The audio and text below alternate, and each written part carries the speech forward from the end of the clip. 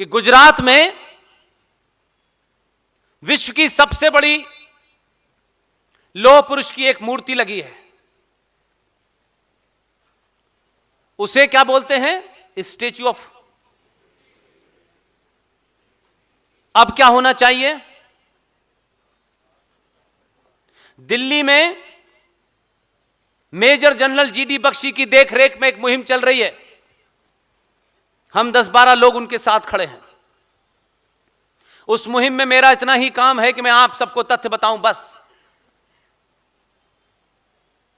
मुझे पूरी उम्मीद है 2024 से पहले वो पूरी होगी। मैं जल्दी में नहीं हूं, क्योंकि सत्ता के शीर्ष पे बैठने वाले को पता है कि अंतरराष्ट्रीय स्थिति क्या है, कब क्या करना है, कब हंसना है, कब चुप रहना है, कब ट्रम्प से गले मिलना है, कब नहीं मिलना है।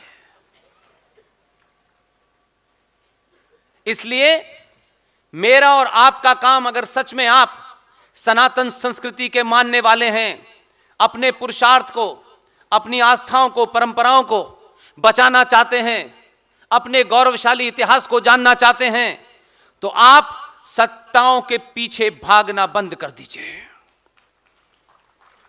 और कोई भी मुद्दा जो आपको प्रिय हो और आप उसमें जो भी कंट्रीब्यूट कर सकते हैं वो करें। मुझे पूरी उम्मीद है कि बालाघाट के अंदर इतनी बड़ी संख्या में लोग कोई गाना सुनने नहीं आए हैं, कोई फिल्मी शो देखने नहीं आए हैं, इनको बसों में भर के नहीं लाया गया है कि नेताजी की रैली है, चलो दोपहर का खाना भी मिलेगा।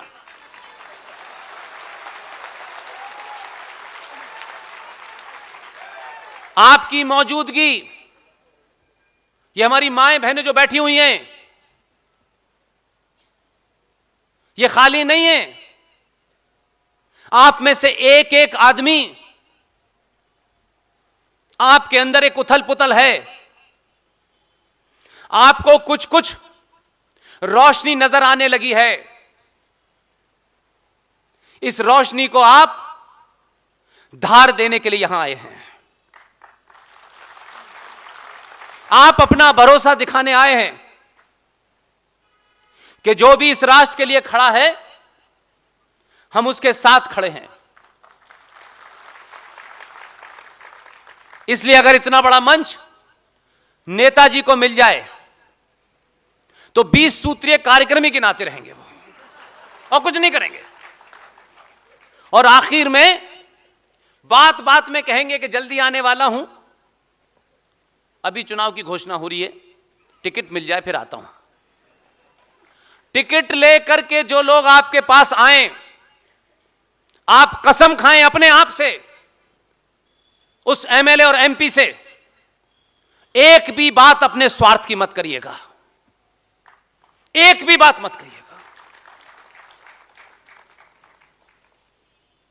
जो आपके जिले के लिए, आपके प्रदेश के लिए, आपके राष्ट्र के लिए महत्वपूर्ण हो, जो काम हजारों साल तक हमारी नस्लों को ताकत देता हो, ऐसी शर्तें रखिए। और अगर वो ना करें तो गली में, मोहल्ले में, सब जगह घेरिएगा।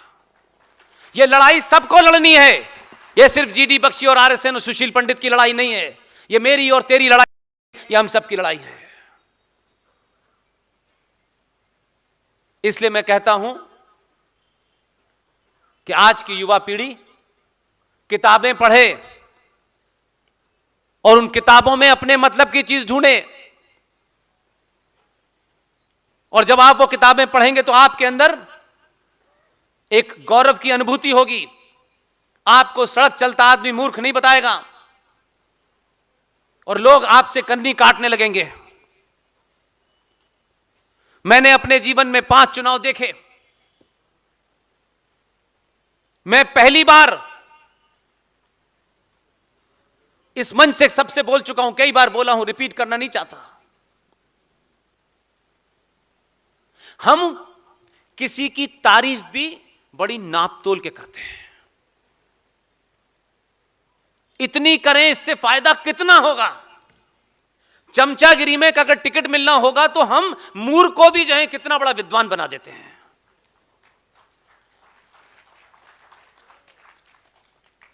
इसलिए यह पहली बार देख रहा हूं भारतीय सनातनी समाज के अंदर एक अंदर क्रांति चल रही है, एक रेवोल्यूशन चल रहा है। घर में बहुत सी महिलाएं जो मुझसे मिलती हैं, बहुत लोगों ने मुझे बताया, मैं सोचता हूं कभी कभी ऐसा कैसे हो सकता है। हम जिनको स्वार्थी समझते हैं, दिन भर नफे नुकसान वाला समाज, हजारों ऐसे मित्र मिलते हैं मुझे।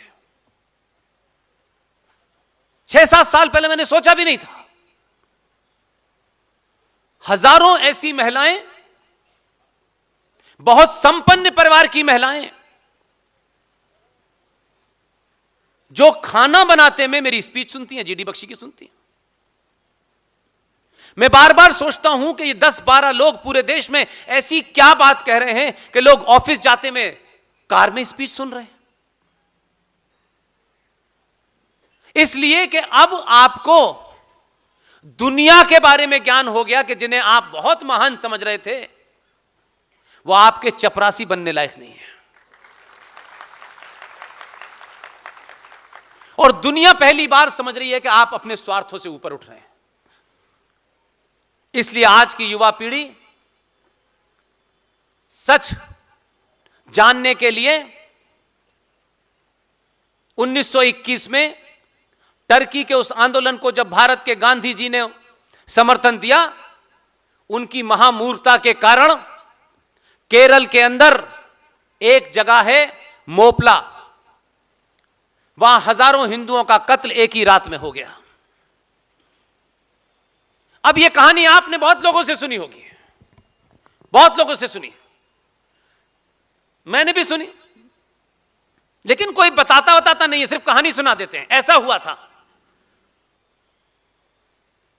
आज की युवा पीढ़ी को यह घटना इसलिए जाननी चाहिए, इसलिए कि फादर ऑफ नेशन के बारे में हमारे यहां अपशब्द कहने पर लोगों को जेल में डाल दिया जाता है। चलिए मान लें थोड़ी देर के लिए भाई किसी ने अपशब्द कह दिए, मैं सिर्फ इतना ही पूछ रहा हूं, भगवान राम के बारे में, मां सीता के बारे में, लक्ष्मण जी के बारे में दिल्ली विश्वविद्यालय की बीए पास 1 के कोर्स में, दिल्ली में जहां बड़े बड़े राष्ट्रवादी बैठे हुए हैं, बीए पास 1 के कोर्स में 10 साल तक जे रामानुजम की किताब पढ़ाई गई। जे रामानुजम की किताब में बीए पास 1 के कोर्स में लिखा हुआ था, मां सीता का जन्म रावण की छींक से हुआ।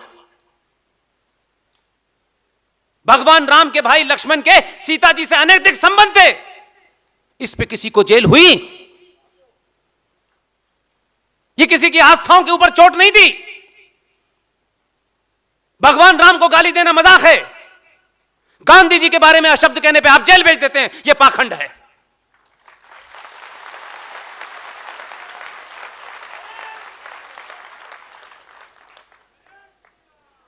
इसलिए यह इजाजत नहीं दी जा सकती किसी को। अगर आप मुझसे यह उम्मीद चाहते हैं कि मैं आपको इज्जत दूं, तो आपको ध्यान रखना पड़ेगा, मेरी भी बराबर इज्जत करनी पड़ेगी। एक तरफा नहीं चलने वाला ये। आप आए गाली दे के चले जाएं,